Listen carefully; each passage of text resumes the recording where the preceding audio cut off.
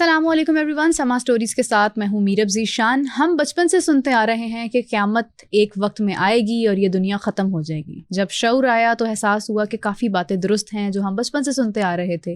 آج دیکھ بھی رہے ہیں کہ قیامت کی کئی ایسی نشانیاں ہیں جو صحیح ثابت ہو رہی ہیں، جن کا ذکر قرآن میں ہے، جن کا ذکر ہم نے اپنے بڑوں سے سنا، بزرگوں سے سنا۔ کیا یہ دنیا واقعی اپنے اختتام پر پہنچ رہی ہے؟ آج کل ایک بہت امپورٹنٹ ٹاپک ڈسکس ہو رہا ہے سوشل میڈیا کے اوپر، جس کا نام ہے اینڈ آف ورلڈ۔ کیا جتنی بھی جنگیں آج ہو رہی ہیں یہ دنیا کے اختتام کی طرف جا رہی ہیں؟ اس حوالے سے آج ہم ڈسکشن کریں گے۔ میں نے آج اپنے پروگرام میں دعوت دی ہے ڈاکٹر علی وقار قادری صاحب کو، جو کہ اسکالر ہیں، رائٹر ہیں۔ ان سے جانتے ہیں ان کا اس موضوع کے اوپر کیا خیال ہے۔ السلام علیکم، کیسے ہیں آپ؟ وعلیکم السلام، الحمدللہ۔ ویلکم ٹو دا شو سر۔ آج کل آپ بھی دیکھ رہے ہیں جنگیں ہو رہی ہیں اور ایک ہی آواز ہر طرف سے آ رہی ہے کہ دنیا ختم ہونے والی ہے۔ کچھ لوگ تو یہ بھی کہہ رہے ہیں کہ 2050 کے بعد دنیا ہے ہی نہیں، 2050 تک دنیا نے ختم ہو جانا ہے۔ کیا حقیقت ہے اس میں؟ دیکھیے، کچھ چیزیں ایسی ہوتی ہیں جو ہوتے تو حقائق ہیں، مگر وہ حقائق عملی جامہ پہننے کے لیے اس کا ایک پورا طویل پروسیجر ہوتا ہے۔ ہم چھوٹے چھوٹے تھے، جیسا کہ آپ نے ذکر کیا، سنتے تھے کہ ایک وقت آئے گا دنیا ختم ہو جائے گی۔ پھر جب بڑے ہوئے تو ہم نے انہی حقائق کو سائنٹیفک بنیادوں پر سمجھنا شروع کیا۔ بالکل۔ پھر جب ہم نے دین کے ساتھ شغف پڑھا، قرآن کو پڑھا، تو پھر ہمیں یہ بات یقین کی حد تک پختہ ہو گئی کہ دنیا ختم ہو جائے گی۔ لیکن پھر بھی ایک تشنگی تھی کہ یہ دنیا ختم ہوگی، یہ عالم اسباب ہے، یہ بات ذہن میں رکھیں۔ کوئی بھی شے بغیر کسی سبب کے ایسے ہی خود سے نہیں ہو جاتی، اس کے لیے ایک پورا پروسیجر ہوتا ہے، اس کے لیے کچھ پری ریکویزٹس ہوتی ہیں، وہ ایک پورے مراحل سے گزر کے وہ واقع ہونا ہوتا ہے جو قرآن نے کہہ دیا، لیکن بالآخر وہ ہونا ہے۔ تو لوگ اس انتظار میں تھے کہ وہ کب ہوگا کب ہوگا۔ حالیہ یہ جو جنگوں کا پس منظر بنا، سب سے پہلے غزہ کے ساتھ اور فلسطین پر جو اسرائیل کا معاملہ تھا، اور بعد ازاں پھر ایران کے ساتھ اسرائیل، اور پھر امریکہ کی اس میں انٹری، اور پھر رشیا کے جو صدر ہیں ان کے بیانات، یعنی یوں لگتا ہے کہ یہ ورلڈ وار 3 کی طرف دنیا جا رہی ہے۔ اب ایک فرق ہمیں کرنا بڑا ضروری ہے۔ ورلڈ وار 2 ہوئی تھی تو ٹیکنالوجیکل ڈیولپمنٹ جو دنیا کی تھی وہ ہمارے سامنے ہے۔ 1914 میں کچھ بھی نہیں تھا۔ اس کے بعد ورلڈ وار 2 ہوئی، کچھ نہ کچھ ملک اپنے آپ کو ٹیکنیکلی ڈیولپ کر چکے تھے، لیکن ٹیکنالوجی کا وہ حال نہیں تھا جو اب ہے۔ بالکل۔ تو لہٰذا اب جو ورلڈ وار 3 ہے یہ ایٹامک وار کی طرف اشارہ ہے، اور جو دنیا تباہ ہوگی، بلکہ بعض لوگوں نے یہاں تک لکھا ہے قرآن مجید میں قیامت کے دن کی علامات کے بارے میں لکھا ہوا ہے کہ اس وقت پہاڑ جو ہیں وہ روئی کے گالوں کی طرح اڑ رہے ہوں گے ہوا میں۔ آپ نے خود دیکھا ہوگا اور ہم نے بھی دیکھا کہ سوشل میڈیا پہ، ٹی وی چینلز پہ، کہ جو ایٹمی دھماکے جب کرتے ہیں یہ پہاڑوں میں نیچے کئی کلومیٹر جا کے کرتے ہیں، لیکن وہ پہاڑ کو روئی کے گالوں کی طرح اڑا رہے ہوتے، یعنی پہاڑ دھوئیں میں اڑا ہوتا ہے۔ یہ ساری ان چیزوں کے ساتھ یہ لنکنگ ہوتی جا رہی ہے۔ جہاں تک ہم پیور دینی پرسپیکٹو دیکھیں تو اسلام ہمیں اور قرآن مجید اور سنت سے ہمیں جو آخرت کی علامات ہیں وہ 2 طرح میں نظر آتی ہیں، 2 قسمیں ہیں اس کی۔ ایک ہے علامات کبریٰ اور ایک ہے علامات صغریٰ۔ رسول اللہ صلی اللہ علیہ وسلم نے بیان فرما دیا کہ کچھ چھوٹی علامات ہیں اور کچھ بڑی علامات ہیں۔ جب تک تم اپنی آنکھوں سے یہ کام ہوتے نہیں دیکھو گے اس وقت تک قیامت نہیں آئے گی۔ اچھا، اب جب چھوٹی علامات ہیں ان کی تعداد 100 سے بھی زیادہ ہے، لیکن جو چند ایک بڑی ہیں، ان چھوٹی میں جو چند ایک نمایاں ہیں وہ میں آپ کو بتاؤں اور آپ حیران ہو جائیں گی کہ ہم خود عملی طور پہ اس کا مشاہدہ کر چکے ہیں۔ مثلا اس میں ایک علامت یہ ہے کہ دور فتن میں معاشرتی برائیاں اس حد تک عام ہو جائیں گی کہ ان کو کوئی برائی ہی نہیں سمجھے گا۔ ہم اپنی آنکھوں سے دیکھ رہے ہیں۔ پھر اس کے بعد یہ ہے کہ دین کو اور ایمان کو دنیاوی فائدے کے لیے لوگ بیچ دیں گے اور اس سے مال کمائیں گے، چھوٹے چھوٹے نفع کے لیے دین اور دینی قدروں پر کمپرومائز کر لیں گے۔ ہمارے ہاں یہ ہو رہا ہے۔ پھر اس کے بعد آپ دیکھیں کہ حضور علیہ الصلوۃ والسلام نے فرمایا کہ اپنے دور کے جو سب سے بدترین اور منافق لوگ ہوں گے وہ اس قوم کے حکمران بنیں گے۔ اس کے بعد فرمایا کہ وقت یوں سکڑ جائے گا کہ سال ایسے گزرے گا جیسے مہینہ گزرتا ہے، اور مہینہ ایسے گزرے گا جیسے ہفتہ گزرتا ہے، اور ہفتہ ایسے گزرے گا جیسے دن گزرتا ہے۔ آپ دیکھیں، جمعہ گزرتا ہے، ایک سیٹرڈے گزرتا ہے، ہم انجوائے کر رہے ہوتے ہیں، چلیں آج ایزی ہوں گے، سیٹرڈے سنڈے آ، 2 دن بعد ہفتہ پورا پھر گزر جاتا ہے. بالکل ایسے. لیکن ایکچولی وہ ٹائم پورا ہو رہا ہے, یعنی اس وقت کے اندر سے برکت اٹھ گئی. پھر حضور نے فرمایا کہ جو شریف ہوں گے آخری دور میں وہ بے وقوف سمجھے جائیں گے, اور جو شریر ہوں گے ان کی عزت کی جائے گی. لوگوں کی عزت ان کے شر سے بچنے کے لیے کی جائے گی, نہ کہ کسی کی شرافت, علم اور دیانتداری کی وجہ سے عزت کی. ان قدروں کی کوئی وقت نہیں ہوگی آخری دور. پھر فرمایا اہل مغرب کا اہل مشرق پر تصرف ہوگا, قبضہ ہوگا. یعنی اہل مشرق یہ جتنا یہ ہمارا ٹکڑا ہے, پاکستان, ہندوستان, ایران, یہ سارا یہ اہل مشرق. اہل مشرق اہل مغرب کی ہاں میں ہاں ملائیں گے, اور ہم دیکھ رہے ہیں. پھر فرمایا کہ خطہ عرب جو بکریاں چراتے ہیں وہ اتنی بڑی عمارتیں بنائیں گے, اور عمارتوں پر ایک دوسرے پر سبقت لے جانے کی کوشش کریں گے. ہم اپنی آنکھوں سے دیکھ رہے ہیں برج الخلیفہ, اور اس کے بعد ابھی اس سے بڑی عمارت, پھر اس سے بڑی عمارت. پھر اس کے بعد فرمایا ناگہانی اموات کثرت سے ہو جائیں گی. ایک نوجوان اٹھتا ہے رات کو, سوتا ہے, ہارٹ اٹیک ہوتا ہے, ڈیتھ ہو جاتی ہے. اور طرح ایسی بیماریاں جو ہم نے کبھی سنی بھی نہیں. بالکل ایسے ہی. کرونا ہمارے سامنے گزرا, اور اس طرح کی چیز. پھر اس کے بعد فرمایا کہ زمانہ فساد میں اصلاح کا یہ جو معاملات ہو گئے نا, یہ سارے فساد ہیں. تو فرمایا جو ان فساد میں اصلاح کا فریضہ انجام دے گا وہ ایسے ہی ہے کہ جیسے میری سنت کو زندہ کرے گا. یہ ایک خلاصہ میں نے عرض کر دیا علامات صغریٰ کا. پھر علامات کبریٰ ہے. اچھا ایک بات ذہن میں رکھیے کہ ہمارے ہاں ڈس لنکنگ بہت ہے, اگلی چیز اٹھا کے پیچھے بیان کر دیتے ہیں, پیچھے آگے بیان کر دیتے ہیں, جس سے پورا کانسیپٹ سمجھ نہیں آتا. بالکل ایسے ہی. سب سے پہلی علامات کبریٰ میں سب سے پہلی علامت امام مہدی علیہ السلام کا ظہور ہوگا. یعنی امام مہدی کے ظہور کے بعد جو سلسلہ شروع ہوگا, آپ سمجھ لیں کہ اب قیامت قریب آ گئی ہے. یعنی یاجوج ماجوج جن کا ذکر ہے یہ بھی شاید امام مہدی کے ظہور کے بعد واضح ہوں. اب یہ بڑا امپورٹنٹ سوال ہے, یہی وہ کنفیوژن ہے جس کی طرح میں نے اشارہ کیا. اب آپ ذرا غور فرمائیے, کل 12 علامات ہیں قیامت کی, بڑی علامات. چھوٹی تو میں نے بتایا نا 100 سے بھی زیادہ ہیں. اب وہ ترتیب سے سنیے. اچھا اب وہ 12 ہیں اور ان میں ایک لنک ہے, ترتیب ہے. کوئی ایک شے اس سے پہلے نہیں ہوگی جو میں بتا رہا ہوں اس ترتیب سے حدیث میں آئیں. سب سے پہلے امام مہدی آئیں گے, اس کے بعد دجال کا ظہور ہوگا, اس کے بعد حضرت عیسیٰ علیہ الصلوۃ والسلام کا نزول ہوگا آسمانوں سے. 3. چوتھا یاجوج اور ماجوج نکلیں گے. اوکے. 5واں مدینہ منورہ غیر آباد ہو جائے گا, اور رسول اللہ صلی اللہ علیہ وسلم کا روضہ اقدس زمین سے اٹھا لیا جائے گا, جنت منتقل کر دیا جائے گا. جب زمین پر قیامت ہوگی تو حضور کا روضہ اس وقت زمین پر موجود نہیں ہوگا. آگے چلیں, 5 ہو گئی. 6. کعبۃ اللہ کو آگ لگا دی جائے گی, ویران کر دیا جائے گا, اور حج منقطع ہو چکا ہوگا. 7. سورج مشرق کے بجائے مغرب سے طلوع ہوگا, اور یہ وہ موقع ہوگا کہ اس کے بعد توبہ کے دروازے بند ہو جائیں گے. 8. دابۃ الارض کا خروج ہوگا. بالکل. زمین سے ایک ایسا جانور نکلے گا, دابۃ الارض کا خروج ہوگا, جو اتنی تیزی سے نکلے گا کہ جہاں جائے گا یعنی سمجھ لیں ہوا کی تیزی سے بھاگے گا اور تباہی مچاتا جائے گا. 8واں. 9واں پھر ہے سورہ دخان میں ذکر ہے, ایک دھواں نکلے گا, دخان جس کو کہتے ہیں, عربی میں دخان کو دھواں کہتے ہیں. 40 دن وہ چلے گا, زمین اور آسمان کو اپنی لپیٹ میں لے لے گا. اہل ایمان کو اس سے نزلہ ہوگا, اور منافقین وہ سن کے سونگ کے ان پر بے ہوشی کی کیفیت ہو جائے گی. یہ 9ویں علامت تھی. 10ویں علامت, اس کے بعد ایک ٹھنڈی ہوا چلے گی جو مومنین کی روحیں قبض کر لے گی, باقی صرف مشرک, مت پرست اور منافق رہ جائیں گے. 11ویں قرآن مجید کو اٹھا لیا جائے گا. اور 12ویں یمن سے ایک آگ نکلے گی, وہ اتنی شدید ہوگی کہ وہ پھیلتی جائے گی اور زمین اس آگ کے ساتھ سکڑتی جائے گی, حتیٰ کہ وہ آگ تمام انسانوں کو لے کر جس میدان میں پہنچے گی وہ میدان عرفات ہوگا, اور وہیں پر قیامت برپا ہو جائے گی. وہ میدان حشر ہوگا جہاں پر یہ لے کر پہنچیں گے. یہ ہے اس کی ترتیب. آپ نے امام مہدی کا ذکر کیا جن کی سب سے پہلی نشانی ہے قیامت کی نشانیوں میں, جو بڑی نشانیاں ہیں ان میں. امام مہدی کے ظہور پر آج کل بہت گفتگو ہو رہی ہے, کہا جا رہا ہے کہ شاید وہ آ چکے ہیں, شاید انہوں نے آنا ہے. اس حوالے سے قرآن کیا کہتا ہے کہ کس طرح سے وہ دنیا میں آئیں گے, کتنا عرصہ وہ رہیں گے, کیا حقائق ہیں؟ جی, اب ہم پہلی علامت جو ہے امام مہدی پر بات کرتے ہیں. امام مہدی علیہ السلام کے حوالے سے قرآن مجید خاموش ہے, احادیث میں کثرت سے امام مہدی کا تذکرہ موجود ہے۔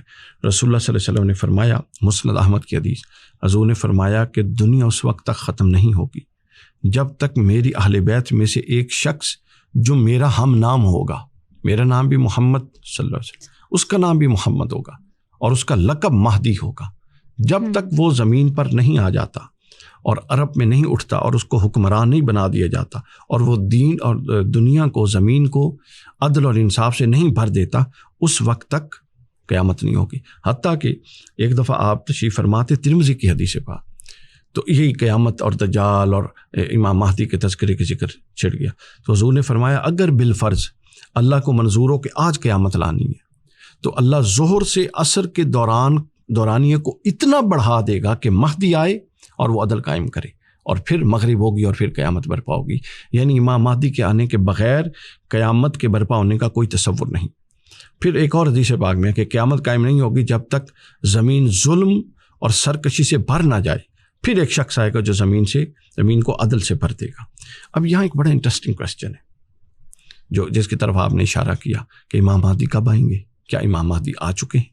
اب اس میں ایک ہے پرسیپشن، میری بھی ہو سکتی ہے، آپ کی بھی ہو سکتی ہے، لوگوں کی ہے جس کا آپ سوشل میڈیا پہ اظہار دیکھ رہے ہیں، لیکن ہم پرسیپشن سے تھوڑا اوپر اٹھ کے بات کرتے ہیں، اور وہ ایک حدیث پاک میں بھی اس کی طرف اشارہ ہے۔ یہ مسند ابو یعلا کی حدیث ہے، حدیث نمبر ہے 3335 3335۔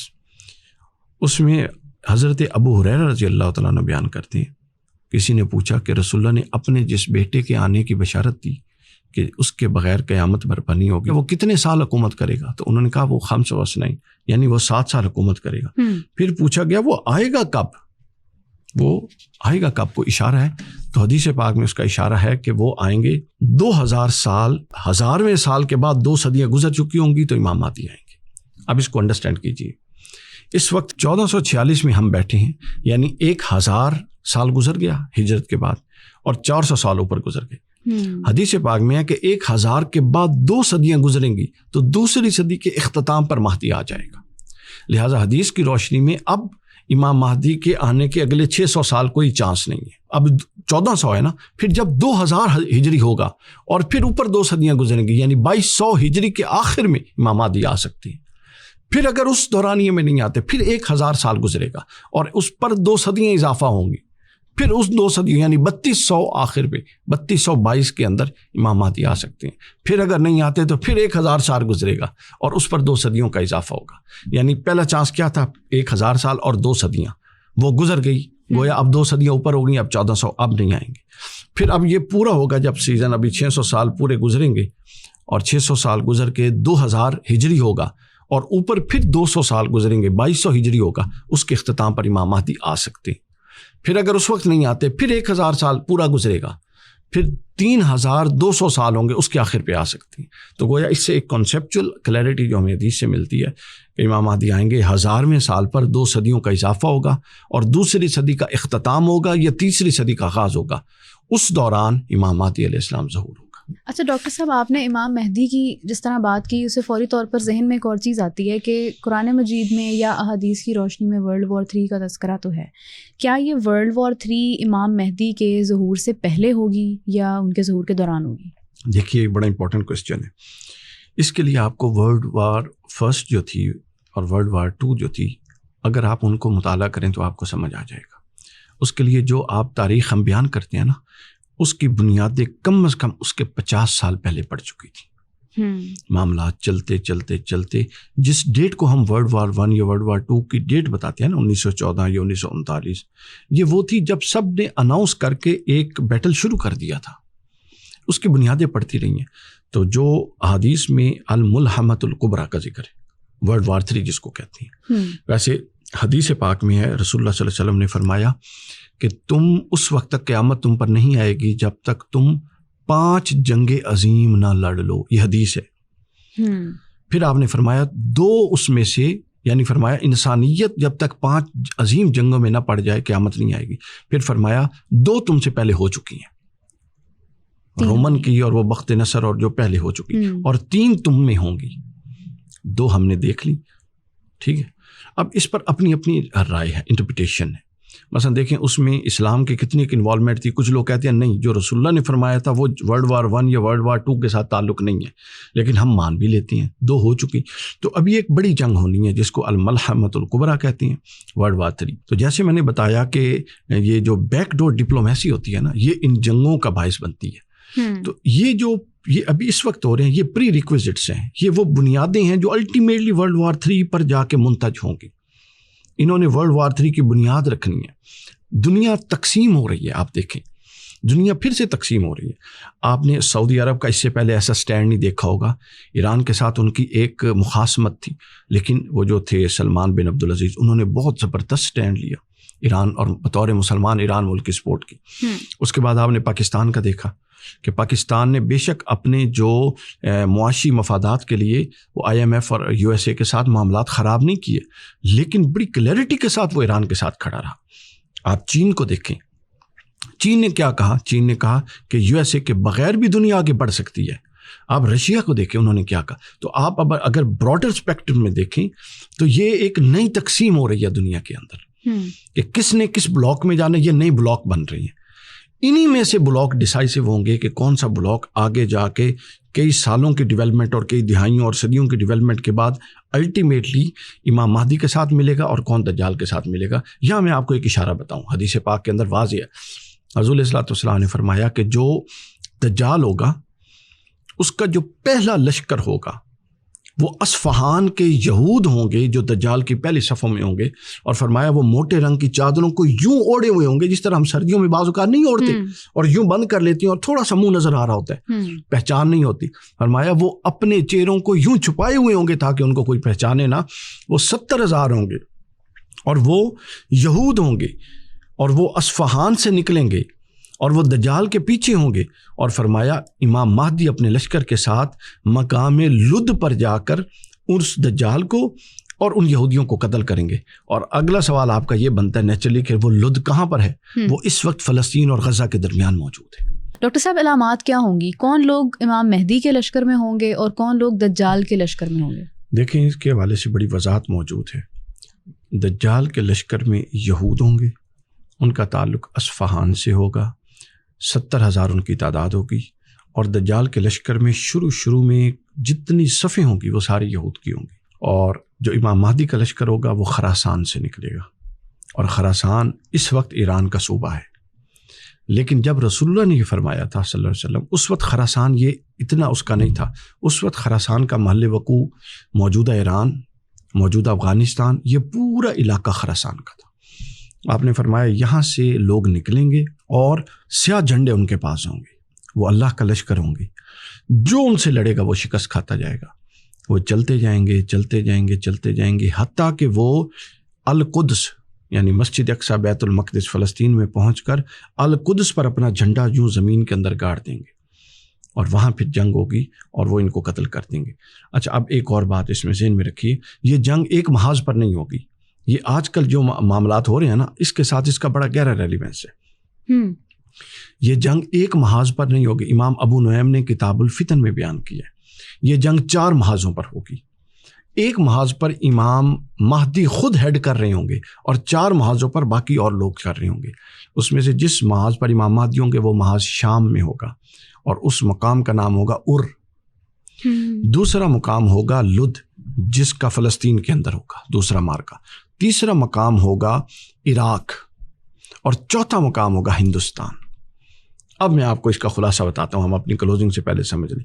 فلسطین میں بنیاد پڑ چکی، آپ نے دیکھ لیا کہ یہود نے اسرائیل نے کس طرح مسلمانوں پر ظلم کیا، ناجائز ظلم کیا اور شکست اور فتح اور یہ سارے معاملے آئے. اور یہ تنازع بھی حل ہونے والا نہیں ہے، ٹھیک ہے، یہ ہمیشہ ایک رہے گا. عراق میں اندر تباہی ہو چکی آپ کے سامنے. عراق میں سے بھی لشکر نکلے گا، چونکہ جب کوئی قوم ڈپرائیوڈ ہوتی ہے، آپ ظلم کرتے ہیں تو وہ ظلم اپنا اثر رکھتا ہے، وقت لگ جاتا ہے. آپ دیکھیں فرعون ظالم تھا، حضرت موسیٰ نے اللہ سے دعا کی کہ باری تعالیٰ اس کے ظلم سے مجھے نجات دے. اللہ نے وہی نازل کی کہ اے موسیٰ ہم نے نجات دے دی. لیکن فرعون غالب پتہ کب ہوا؟ اس دعا پر قبولیت کی وہی کے 40 سال بعد. یہ اللہ کا اپنا امر ہوتا ہے کہ وہ کب معاملات کو ظہور پذیر کرتا ہے. اب ہم جیسا کوئی بندہ ہوتا تو وہ کہتا ہے چنگی دعا قبول ہوئی، 1 ہفتہ، مہینہ، 15 دن، سال گزر گیا. 40 سال بعد امام حسین شہید ہوئے، پہلا بدلہ امام حسین کے قتل کا 3 سال بعد لیا گیا. تو یہ اللہ کی اپنی حکمتیں ہوتی ہیں. لہٰذا فلسطین اور غزہ کا بدلہ بھی لیا جائے گا امام مہدی کی قیادت میں، عراق کا بھی لیا جائے گا، اور تیسری جو اس کے اندر شام میں تو امام مہدی خود ہوں گے. اچھا، چوتھا افغانستان کا جہاد. آپ نے ایک ٹرم سنی ہوگی غزوہ ہند، غزوہ ہند بہت سنی. اس کی ریئلٹی بتا دوں، غزوہ ہند سے مراد یہ نہیں ہے. غزوہ اس کو کہتے ہیں جس جنگ میں رسول اللہ صلی اللہ علیہ وسلم بنفس نفیس تشریف فرما ہوں، لیکن وہ تو نہیں ہوں گے. لیکن اس کو عرفاً غزوہ اس لیے کہتے ہیں کہ یہ وہ جنگ ہے جس کا حضور نے اپنی زندگی میں بشارت دی تھی. اور حضرت ابو ہریرہ فرمایا کرتے تھے کہ رسول اللہ نے غزوہ ہند، یعنی جو ہندوستان میں غزوہ ہوگا اور جہاد ہوگا، اس کے بارے میں ہمیں اس حد تک تاکید کی. ابو ہریرہ فرماتے ہیں رضی اللہ تعالیٰ عنہ کہ اگر میرے پاس مدینہ میں کچھ جائیداد پراپرٹی ہو اور مجھے پتہ لگ جائے کہ ہندوستان میں مارکا شروع ہو چکا ہے، تو میں اپنی جائیداد کو بیچ کے سارا سامان لے کر ہندوستان پہنچ جاؤں اور وہاں جا کے لڑوں گا. کیونکہ رسول اللہ نے فرمایا جو ہندوستان کے غزوے میں جیت گیا وہ افضل ترین غازی ہوگا، اور جو شہید ہو گیا وہ اللہ کے ہاں اعلیٰ ترین شہداء میں سے ہوگا. تو یہ 4 محاذ ہیں. اب آپ دیکھیے، ذرا غور کیجئے، انہی 4 جگہوں پر چھیڑا چھاڑی چل رہی ہے ساری کی ساری. انڈیا پاکستان کی چھیڑا چھاڑی ہوئی، یہ پیچھے ہمیشہ پس پشت قوتیں ہوتی ہیں. آپ یہ مت سمجھیں کہ ہندوستان لڑ رہا ہے تو ایکچولی بھی ہندوستان لڑ رہا ہے. ان کی طرف سے آنے والے میزائل جب پاک آرمی نے اٹھائے تو آپ نے دیکھا اس پر کس کی اسٹیمپ تھی، اور ملکوں کی اسٹیمپ تھی. تو یہ ہمیشہ ایسی چلتی ہے بیک ڈور ڈپلومیسی. تو ہندوستان، پاکستان اور اس پورے علاقے کو ہندوستان کہتے تھے، اس میں بھی چھیڑا چھاڑی ہے. آپ گواہ ہیں، ہم نے اس کو اپنی آنکھوں سے دیکھا. عراق میں چھیڑا چھاڑی ہے، تباہ کر دیا گیا عراق کو، ہم گواہ ہیں اور ہم نے اپنی آنکھوں سے دیکھ لیا. اس کے بعد فلسطین کے اندر چھیڑا چھاڑی ہے، ہم نے اپنی آنکھوں سے دیکھ لیا. شام کے اندر چھیڑا چھاڑی کچھ ہوئی ہے اور کچھ ہوگی، ہم نے اپنی آنکھوں سے دیکھ لیا. تو فرمایا یہ 4 طبقے ہوں گے جن سے اہل حق نکلیں گے، اور یہ 4 طبقوں کے اہل حق امام مہدی کے ساتھ ہوں گے. اور دجال کے ساتھ کون ہوگا؟ صرف ایک طبقہ.